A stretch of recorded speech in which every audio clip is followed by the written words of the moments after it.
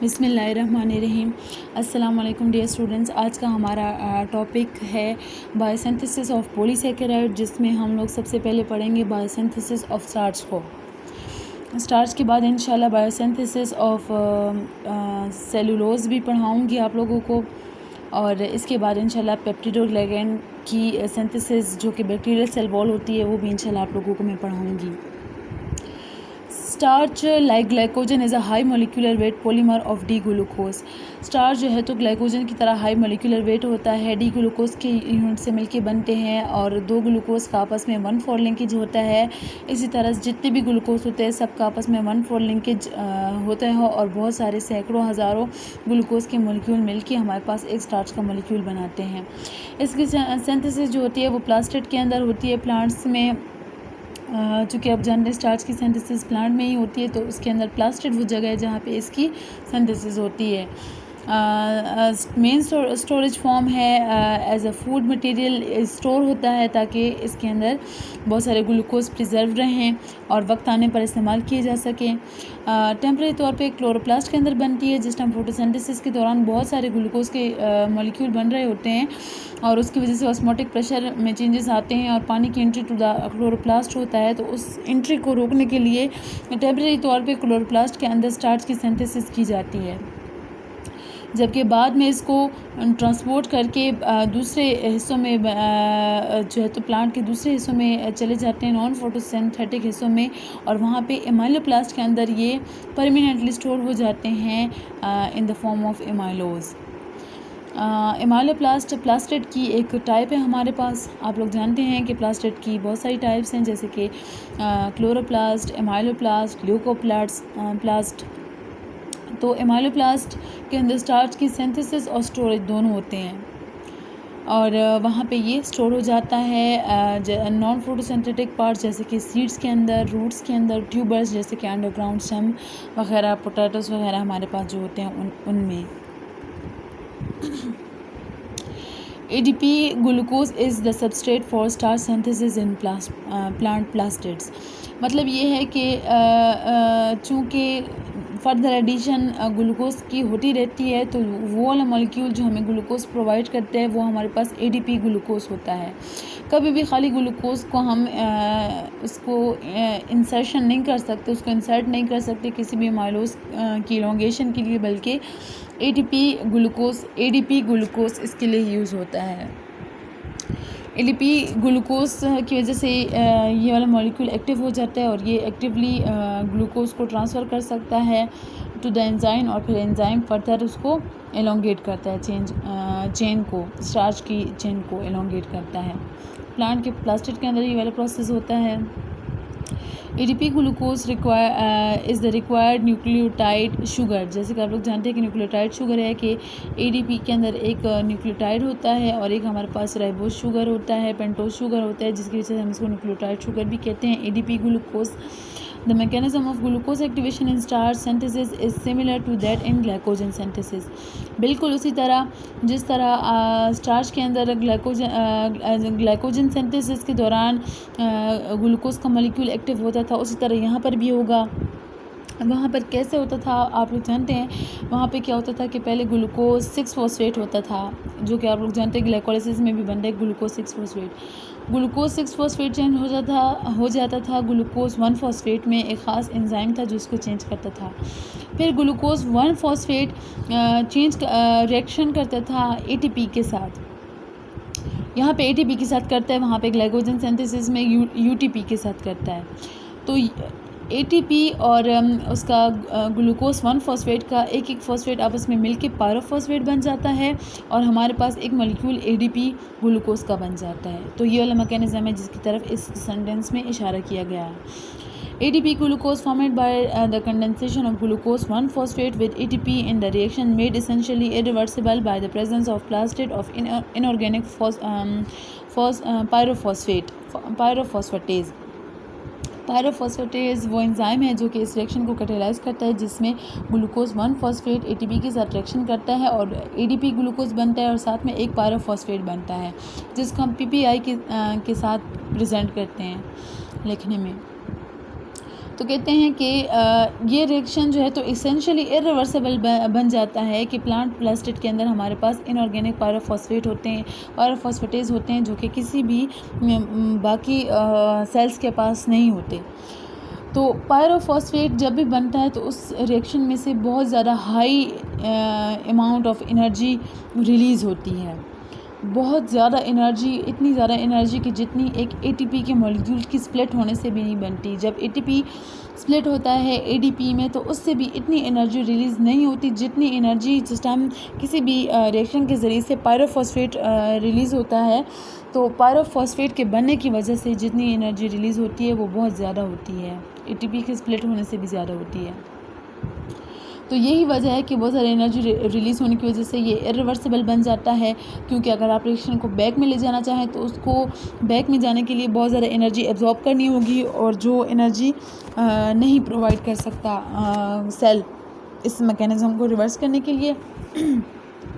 ये वजह कि इरिवर्सिबल हो जाता है। और दूसरी वजह ये कि पायरोफॉस्फेटेज एंजाइम जो है तो इसको हर सेल में मौजूद नहीं होता, तो ये रिएक्शन इरिवर्सिबल बन जाता है।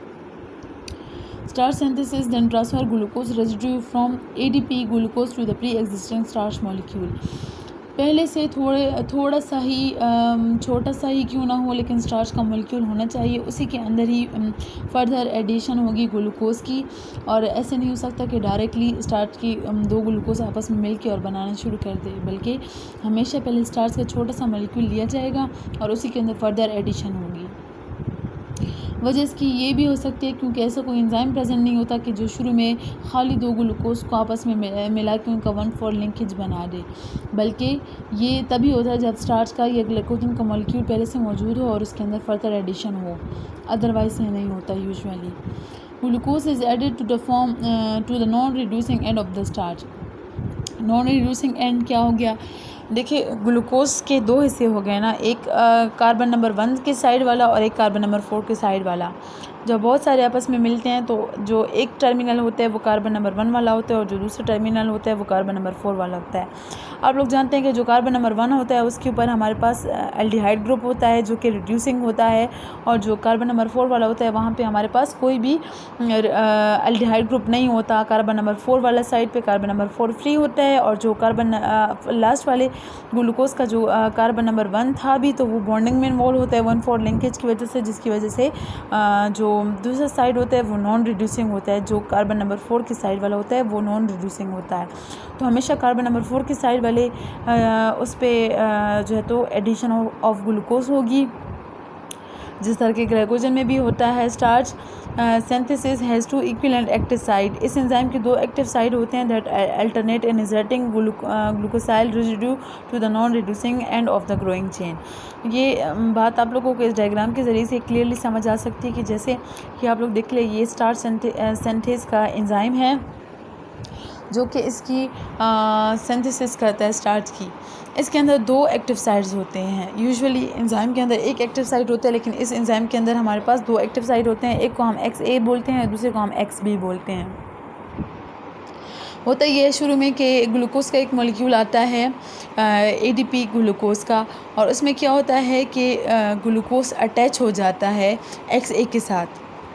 उधर से ADP ग्लूकोज का एक दूसरा मॉलिक्यूल आता है और वो XB के साथ लिंक हो जाता है। इसको आप फर्दर नीचे देख सकते हैं कि अब नेक्स्ट स्टेप में हमारे पास XA के साथ ग्लूकोज 1 अटैच है और XB के साथ ग्लूकोज नंबर 2 अटैच है।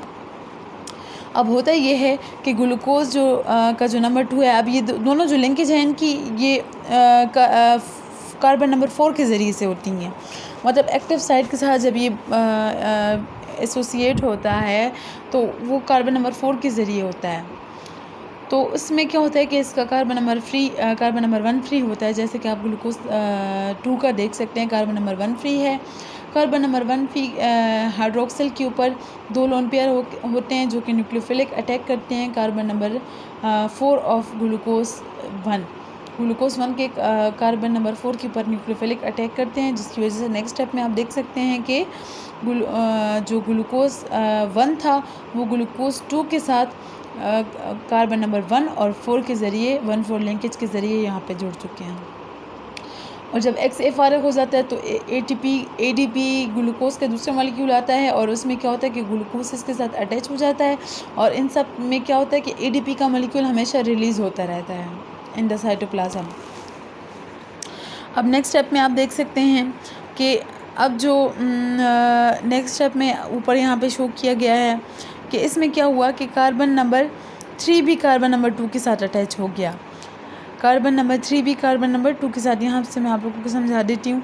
इसमें हुआ ये कि अब कार्बन नंबर 3 का जो ग्लूकोज नंबर 3 का जो कार्बन 1 है उसका हाइड्रोक्सिल ग्रुप फ्री है और वो न्यूक्लियोफिलिक अटैक करेगा कार्बन नंबर 2 के ऊपर, जिसकी वजह से क्या होगा कि कार्बन नंबर 1 और 2 दोनों ऊपर शिफ्ट हो जाएंगे। तो इसके साथ क्या होगी, कार्बन नंबर 2 और 3 की 1,4 लिंकेज हो जाएगी और ये तीनों आपस में अटैच हो जाएंगे और XA के ऊपर एक चौथा ग्लूकोज का, XB के ऊपर चौथा ग्लूकोज का मॉलिक्यूल लग जाएगा। ये देखें पहले क्या था, एक ऊपर था एक नीचे था, फिर क्या हुआ है कि जो नीचे वाला है, जो ऊपर वाला ग्लूकोज है वो नीचे शिफ्ट हो गया, फिर क्या है जो नीचे वाला था वो ऊपर की तरफ शिफ्ट हो गया।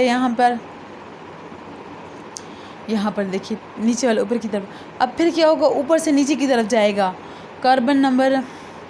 ग्लूकोज नंबर 4 जो है उसका कार्बन नंबर 1 फिर न्यूक्लियोफिलिक अटैक करेगा ग्लूकोज 3 के ऊपर और फिर क्या होगा कि इस तरह ये पूरी जो 3 ग्लूकोसाइल की जो चेन है वो नीचे की तरफ शिफ्ट हो जाएगी और ग्लूकोज नंबर 1, 2, 3, 4 आपस में अटैच हैं और सिमिलरली ग्लूकोज का 5वां यूनिट आएगा ऊपर अटैच हो जाएगा और सिमिलरली ये प्रोसेस जारी रहेगा।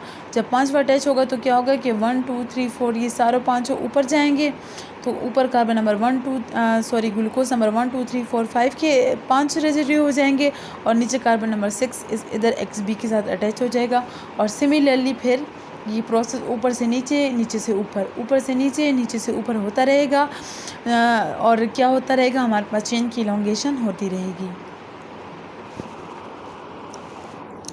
ये वाला मैकेनिज्म यहाँ पे इसकी तरफ इशारा किया गया था। into the non-reducing end of the growing chain, this end remains covalently attached to the enzyme, जिसकी वजह से क्या होता है कि ये वाला एंड कोवेलेंटली कार्बन नंबर 4 का एंड जो होता है वो अटैच भी रहता है एंजाइम के साथ और उसकी कोवेलेंट लिंकेज होती है एंजाइम के साथ, first at one active site then at the other. यही बात मैंने आप लोगों को कभी समझा दी कि कभी का जो है तो XA के ऊपर जाएगा रेजिड्यू, कभी XB के ऊपर जाएगा, कभी ऊपर कभी नीचे, कभी ऊपर कभी नीचे और ये इसी तरह एलोंगेशन होती रहेगी। Attachment to one active site effectively activate the reducing end of the growing chain for nucleophilic displacement of the enzyme by attacking carbon 4 hydroxyl of the glucosyl moiety bound to the other active site, जिसकी वजह से क्या होता है कि जब एक active site के ऊपर हमारे पास ग्लूकोसाइड रेजिड्यू अटैच हो जाता है तो क्या होता है कि जो दूसरे वाला एक्टिव साइट है उसके ऊपर हमारे पास इस तरह के चेंजेस आते हैं कि उस कार्बन नंबर 4 वाला जो ऑक्सीजन है वो न्यूक्लियोफिलिक अटैक के लिए फेवरेबल हो जाता है और जो अदर एक्टिव साइट है उसका कार्बन नंबर 1 तो फ्री होता है चूँकि और वो रिएक्टिव भी होता है तो वो अटैक कर देता है और दोनों आपस में लिंक हो जाते हैं। अब ये क्या है, bound to the other active site forming alpha 1,4 linkage characteristic of starch. यही कैरेक्टरिस्टिक ऑफ स्टार्च है कि मतलब 1,4 लिंकेज इसके अंदर मौजूद होती है। Amylose of starch is unbranch. अब स्टार्च की 2 किस्में हैं, एक इसकी एमाइलोज है और जो क्या होती है अनब्रांच होती है, but amylopectin has numerous branches, alpha 1,6 link branches होती हैं, मतलब 1,4 की लंबी चेन होगी और साथ में क्या होगा कि जो मतलब जो कार्बन नंबर 6 है उसके साथ एक दूसरा चेन लगी होगी, कार्बन नंबर 6 के साथ कोई दूसरा ग्लूकोज आएगा और वो कार्बन नंबर अपने 1 के ज़रिए से लिंकेज बनाएगा नया ग्लूकोज का कार्बन नंबर 1 और पुराने चेन के कार्बन नंबर 6 की आपस में लिंकेज होगी।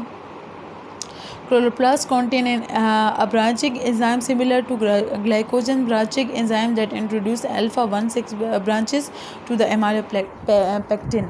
अब ये काम स्टार्च सिंथेज नहीं कर सकता है, इसलिए इसके लिए एक अलग से एंजाइम होता है जो कि इसके अंदर ब्रांचेस को इंसर्ट करता रहता है। टेकिंग ये प्रोसेस उसी तरह होता है जिस तरह ग्लाइकोजन की ब्रांचिंग होती है।